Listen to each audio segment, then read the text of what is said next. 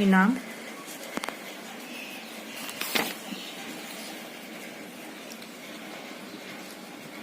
मोहल्ले में समाचार उड़ती बीमारी से भी तेज फैलते हैं। हमारे फ्रिज का ये उपयोग पता चलते ही फिर लाइन बंध गई। देखो, लेखक के घर में ईमान ने जो रेफ्रिजरेटर मिला, उसकी समाचार पूरे मोहल्ले में जैसी बीमारी तेज से फैलती है वैसे वो समाचार फैल गया।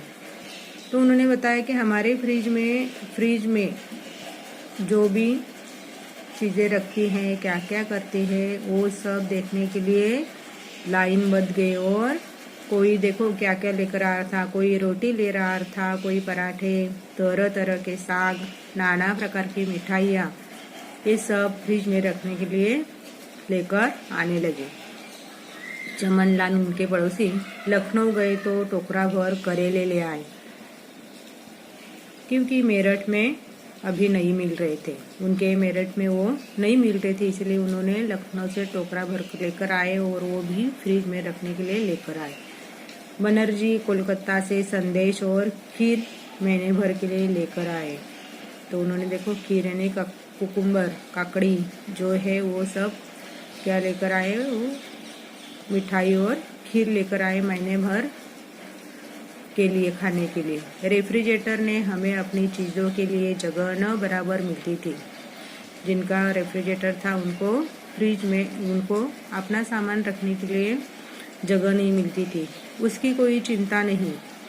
दुख तो इस बात का था, हमारे घर की प्राइवेसी छीन गई थी। नहाना खाना भी हराम हो गया था।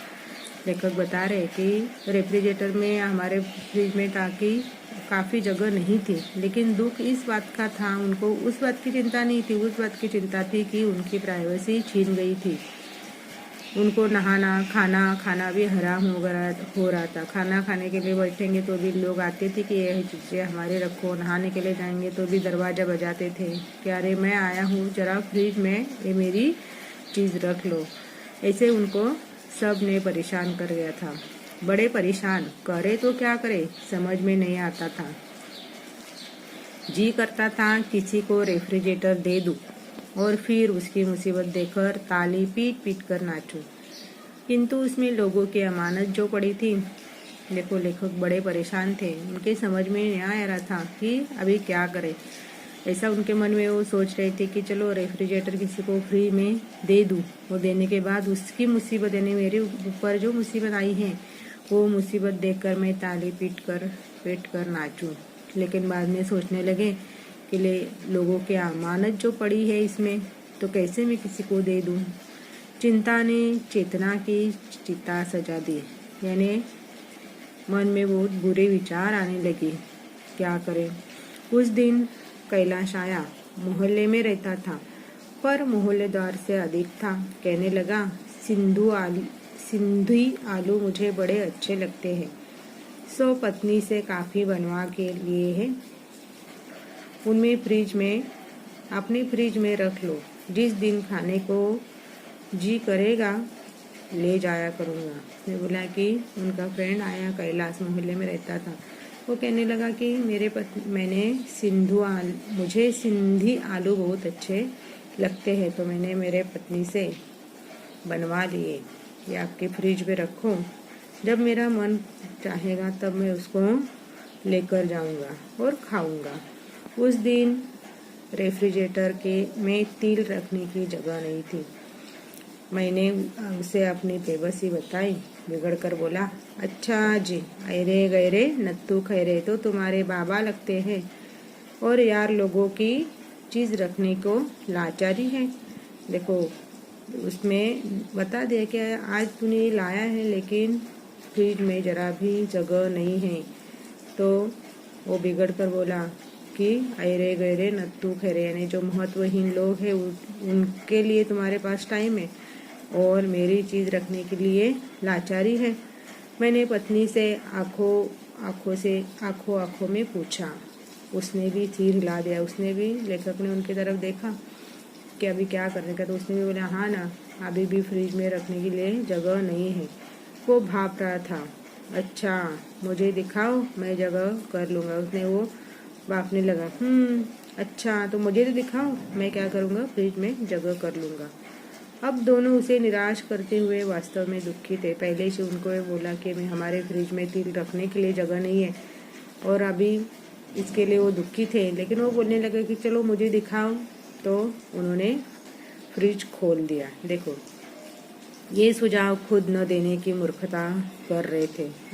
अभी बाप रे इसको कुछ भी नहीं बोलने का, अभी उसको खोलने दे। खुश होकर फ्रिज खोलकर दिखा दिया उनके फ्रेंड को। उन्होंने फ्रिज यानी कैलाश को फ्रिज खोलकर दिखा दिया।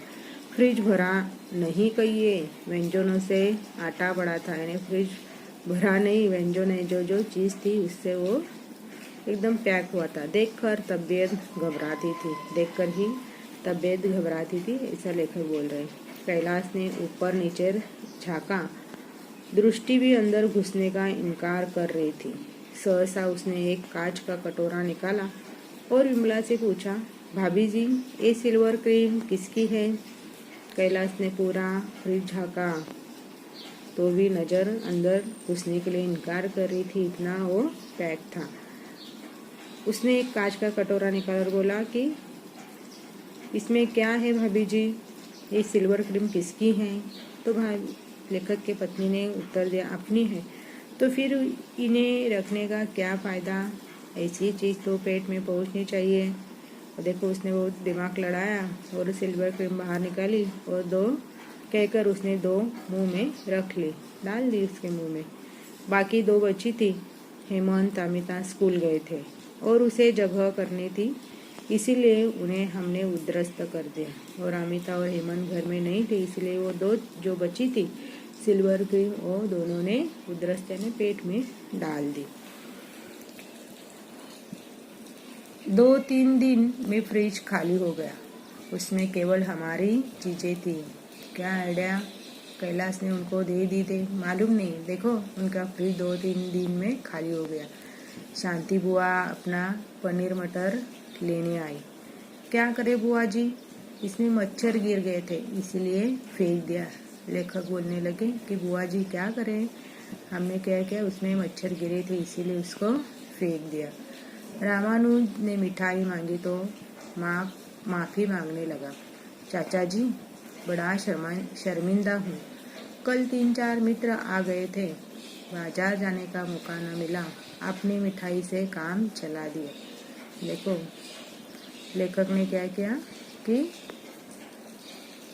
जो रामानुज थे उनके फ्रेंड, वो उनकी मिठाई मांगने के लिए आ गए।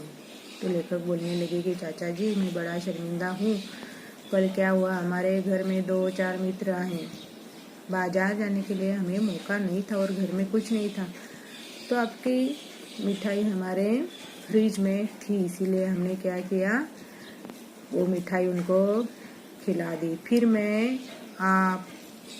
और अपने में कोई भेद नहीं मानता, ये शब्द उन्हीं के थे जब वो मिठाई रखने आए थे। तो लेखक ने आइडिया अच्छी की। उसने बोला कि देखो जैसे आप बोलते हैं ना, बोले लेखक के पास जब वो मिठाई रखने के लिए आए थे तब उसने बोला था कि अपने और मिर्च में कुछ भी भेद नहीं है, तो वैसे ही उनके शब्द उसने उनके ऊपर फेंक दिए और अपना काम चलाया। साग लेने चक्रवर्ती आए तो लाचारी दिखाई।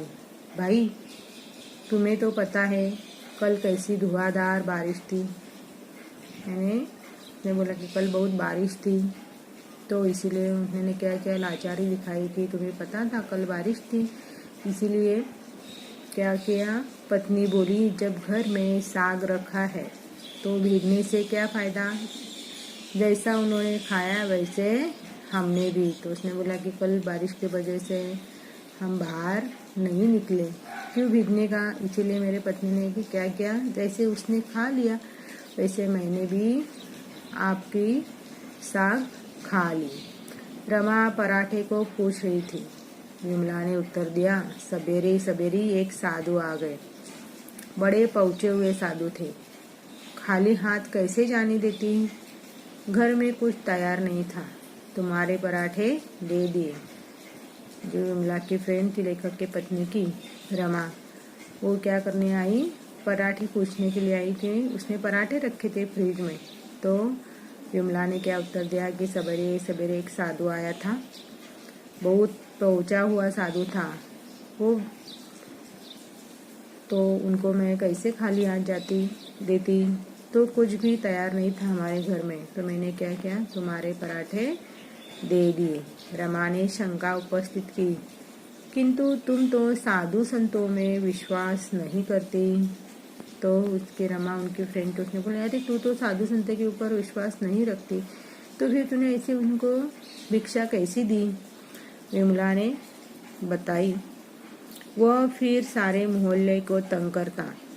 मैंने पराठे तुम्हारी ओर से दिए, तुम्हारे घर का पता बता दिया, झूठ समझो या सच, कल परसों वो जब तुम्हारे घर आकर आज के पराठे के लिए आशीष देगा और भोजन मांगेगा, तब तुम्हें मानना पड़ेगा। मैंने कहा ना, मोहल्ले में समाचार उड़ती बीमारी की भांति